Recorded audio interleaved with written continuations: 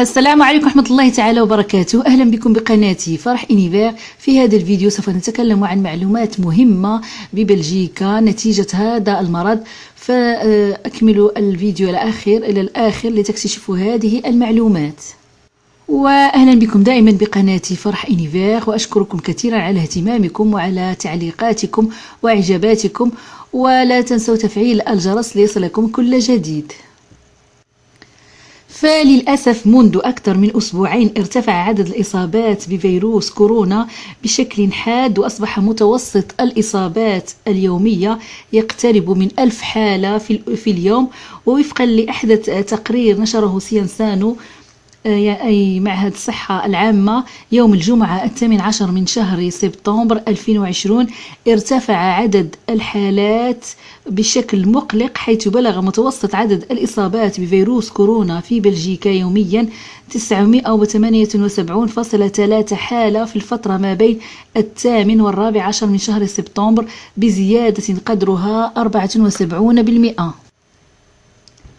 وبحسب المعهد سجلت بلجيكا زيادة قوية ب 2028 حالة جديدة مقارنة بالأرقام التي تم الإبلاغ عنها يوم الخميس، وبذلك يصل إجمالي حالات الإصابات بكوفيد-19 في بلجيكا إلى 97,976.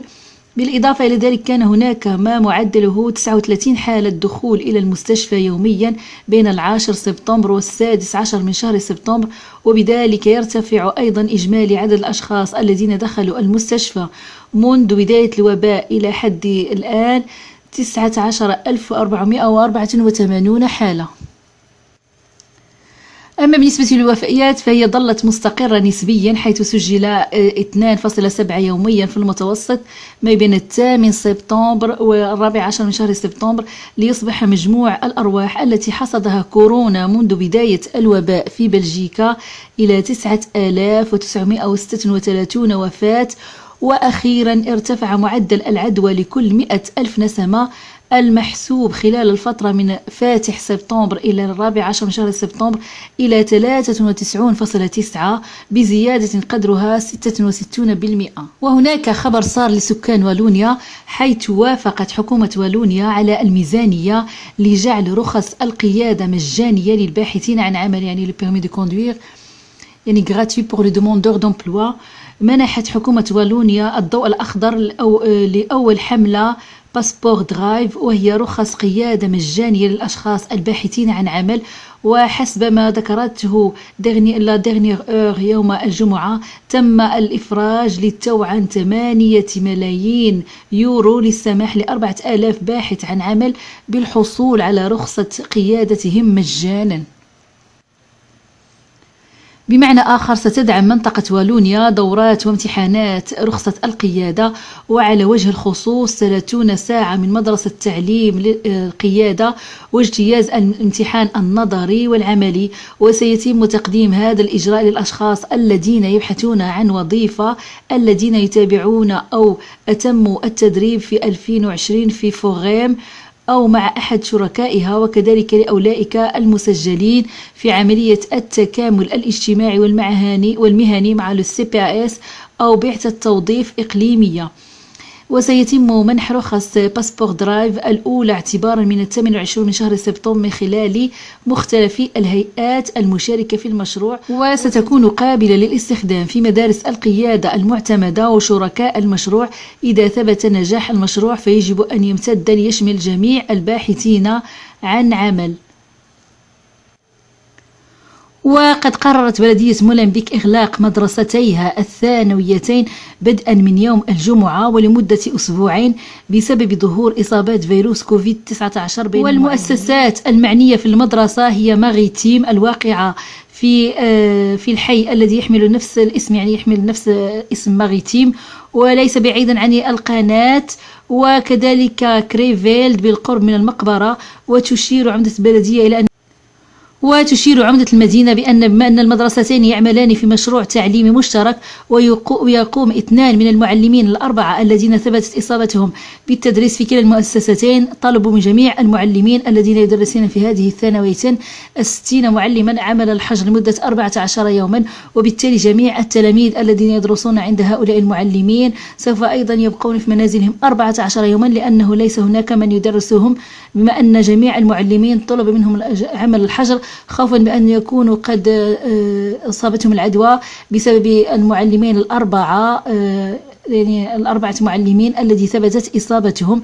هذا ما نراه بالتفصيل بهذا الفيديو. Plusieurs écoles ferment leurs portes pour plusieurs jours en raison de l'apparition d'un foyer de Covid. C'est le cas entre autres à Molenbeek, mais ce n'est pas la seule commune, on le verra dans quelques instants, qui est touchée.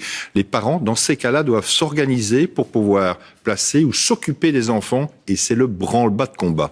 Jean-Christophe. Jennifer Essas, vous êtes sur place à Molenbeek où 2 écoles secondaires sont fermées donc pour raison de Covid. Est-ce que la situation est vraiment préoccupante ou pas, Jennifer ? Suffisamment préoccupante pour effectivement décider de suspendre les cours dans les 2 établissements qui en fait partagent des professeurs, et c'est la première fois qu'une telle décision est prise dans le secondaire. Et donc résultat, 923 élèves sont invités à rentrer chez eux, rester chez eux pour 14 jours parce qu'il n'y a tout simplement plus de professeurs pour leur donner cours. C'est là qu'il y avait le problème. 4 enseignants ont été testés positifs au coronavirus. Le problème, c'est qu'on ne savait pas où ils ont été contaminés et comment, et donc il a été décidé de mettre tous les professeurs en quatorzaine. Mais pour autant, l'école ne s'arrête pas. Écoutez à ce propos la bourgmestre de Molenbeek, Catherine Moreau. On est obligé de tenir compte du fait que si on ne sait pas si les professeurs sont contaminés ou pas, on ne peut pas les mettre en contact avec les élèves. Donc on écarte les professeurs et de facto les cours sont suspendus. Maintenant on est en train de régler les modalités. Est-ce qu'il y aura un accueil pour les élèves qui se présenteraient? Comment est-ce qu'on va faire au niveau de la continuité des enseignements? Ce sont autant de questions qui se posent aujourd'hui. Jennifer Essas, il n'y a pas qu'en région bruxelloise que des écoles sont touchées, Jennifer. Non, effectivement, depuis la rentrée, plusieurs établissements scolaires, que ce soit à Bruxelles ou bien en Wallonie, ont dû fermer leurs portes, et on en a parlé dans nos précédentes éditions. Mais par contre, impossible, et c'est curieux, de vous donner un chiffre exact sur le nombre d'établissements scolaires qui ont dû fermer leurs portes à cause du coronavirus. Ça, c'est surprenant. La Fédération Wallonie-Bruxelles n'a tout simplement pas encore fait le compte. Ce qu'on sait, c'est que sur les 2 premières semaines de la rentrée, 414 cas coronavirus ont été signalés.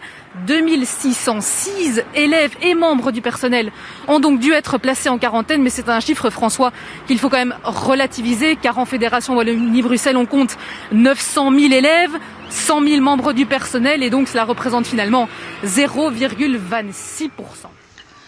وقد أشارت منظمة الصحة العالمية اليوم الخميس إلى أن مستوى انتقال فيروس كوفيد-19 ينذر بالخطر في أوروبا، وأنها تشعر بالقلق أيضا من تقصير الحجر الصحي المقرر أو المخطط له في عدة دول بما في ذلك فرنسا، لأن فرنسا أرادت أن تقصر الحجر الصحي من 14 يوما إلى 7 أيام، ومنظمة الصحة العالمية غير متفقة مع هذا القرار. قال هانز كلوز مدير الفرع الأوروبي في كوبنهاغن إن أرقام سبتمبر ينبغي أن تكون بمثابة إنذار لنا جميعا في جميع أنحاء أوروبا، حيث أصبح عدد حالات الإصابات الجديدة الآن أعلى من تلك المسجلة في مارس وأبريل. كما أكدت لأن منظمة الأمم المتحدة تؤكد على توصيتها بالحجر الصحي لمدة 14 يوما لأي شخص يتعامل مع الفيروس. a déclaré aujourd'hui qu'il trouvait que le niveau de transmission du Covid-19 en Europe était alarmant. L'Organisation mondiale de la santé exclut, elle, contrairement à certains pays, de raccourcir sa recommandation d'une quarantaine de 14 jours pour tous ceux, bien sûr, qui ont été en contact avec le virus.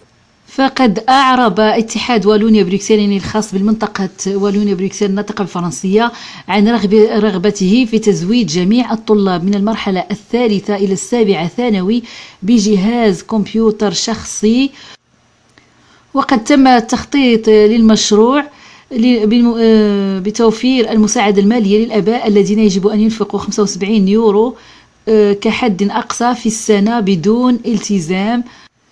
لهذا هذه السنة يعتزم اتحاد والونيا بروكسل تجهيز كمبيوتر محمول أو جهاز لوحي. لم يتم تحديد الصيغة بعد، لكن جميع الطلاب من المرحلة الثانوية المستوى الثالث إلى المستوى السابع سيستفيدون من ذلك. هذا ما قررته السلطات بالنسبة لاتحاد والونيا بروكسل. وفي نهاية الفيديو أتمنى لكم الصحة والعافية، ولا تبخلوا علي بإعجاباتكم، وأهلا بكم دائما بقناتي فرح إونيفير.